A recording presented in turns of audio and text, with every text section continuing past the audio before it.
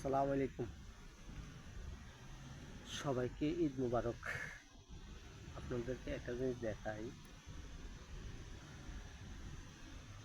এটা কি বলেন তো? বাতাসে এটা বাংলাদেশের জার্সি। অনেকে মনে করবো যে 300-350 টাকার একটা জার্সি, এটা আবার দেখানোর কি আছে, ভিডিও করার কি আছে।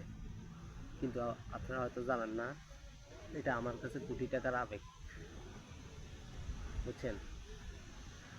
বাংলাদেশের ক্রিকেটটা যখন ধ্বংসের দ্বার প্রান্তে, তখন ফুটবলটা তার বিপরীত। বর্তমান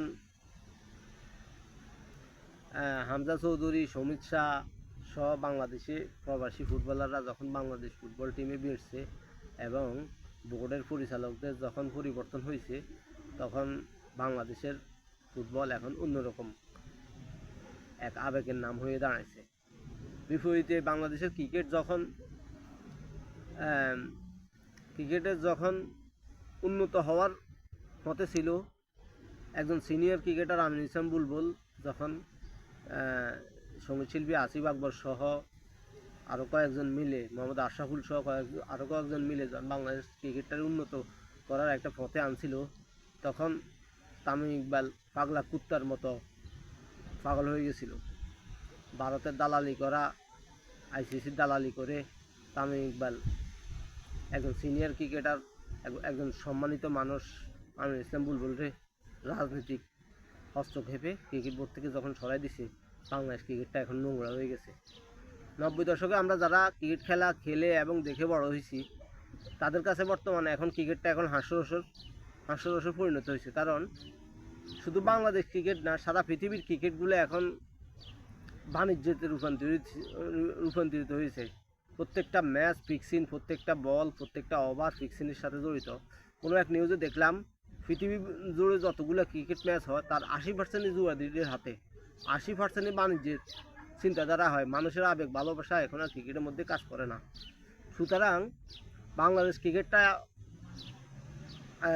দেখা এখন বাদ দিছি টোটাল, ওইটা নিয়ে এখন আর আবেগ কাজ করে না। বাংলা সিনেমা দেখলে যখন আগেভাবে বলে দেওয়া যাইতো যে সিনেমার পরবর্তী পার্ট কী হইব, কীভাবে শেষ হইব, বাংলাদেশ ক্রিকেটটা এবং সারা পৃথিবীর ক্রিকেটটা এরকম হয়ে গেছে। বিপরীতে সারা পৃথিবীতে ফুটবলের জয় জয়কার হচ্ছে, ফুটবল উন্নত হচ্ছে, ফুটবলের ভালোবাসা বাড়তেছে, ফ্যান বাড়তেছে, হ্যাঁ, সাথে বাংলাদেশের ফুটবলও উন্নত হইতেছে। তো বিদেশের মাটিতে বসে সামান্য একটা 300-350 টাকা জার্সি আমার কাছে সামান্য না, আমার কাছে কোটি টাকার আবেগ। আমার ছোটো ভাই আমার জন্য বাংলাদেশ থেকে এটা পাঠাইছে। এটা দেখে আমার, এই জার্সিটা দেখে আমার গায়ে শিহরণ জাগছে। আমি আবেগ কীভাবে বলি বুঝাতে পারব না, যে বিদেশের মাটিতে বাংলাদেশি গর্ব করার মতো বা বাংলাদেশের সবাই এক কাতারে আসার মতো বাংলাদেশে আর কোনো কিছু নাই। তো আগামী 5 তারিখে ইতালিয়ান একটা ক্লাব সান মারিনো, যেটা ইতালিয়ান না শুধু আন্তর্জাতিক ক্লাব, সান মারিনোর সাথে বাংলাদেশের একটা ফুটবল ম্যাচ আছে। বাংলাদেশ ফুটবল টিম সম্ভবত ইতালিতে কয়েকদিনের মধ্যে আসবো। ওই ম্যাচটা দেখার জন্য আবেগ ইমোশনাল কাজ করে। যদিও বসে যদি ছুটি না দেয় হয়তো দেখতে পারব না, তবে আমার কাছে বাংলাদেশের এই জার্সি একটা বড় ধরনের আবেগ কাজ করে। এবং কি এই জার্সি গায়ে দিয়ে যখন ইতালির রোমের বা বিভিন্ন জায়গায় হাঁটাচলা করুম, নিজের মধ্যে আলাদা একটা এনার্জি কাজ করবো। হোক বাংলাদেশ ফুটবল অতটা উন্নত না, র্যাঙ্কিংয়ে কম, বিশ্বকাপ খেলে না, এশিয়ান কাপে যোগ্যতা অর্জন করে নেই, কিন্তু এখন প্রত্যেকটা ম্যাচ, প্রত্যেকটা মিনিট বাংলাদেশে ফুটবল ম্যাচ দেখার মতো। ফুটবল ম্যাচগুলার আগে ক্রিকেটে অনেক দর্শক হইতো, আমরা ক্রিকেট নিয়ে পাগলামি করতাম। এখন ক্রিকেটটা যখন হাস্যরস হয়ে গেছে, এখন ফুটবলের প্রত্যেকটা ম্যাচে প্রচুর দর্শক হয়। তো জার্সিটা দিছে, একবার গায়ে দেওয়াটা দরকার, একবার গায়ে দিই।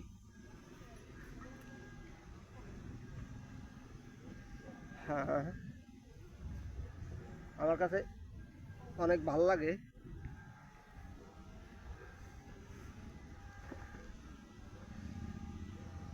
এটা একটা আবেগের নাম। ইতালির রোমে অনেক বাংলাদেশি ভাইরা এই জার্সিটা নিয়ে গায়ে দেয়, আমার কাছে দেখে ভালো লাগে। তখন নিজের কাছে মনে হয়েছে যে আমিও একটা জার্সি বাংলাদেশ থেকে আনানো দরকার। আমি আমার ছোটো ভাই বলছি, ছোটো ভাই আমার এটা কিনে পাঠাইছে।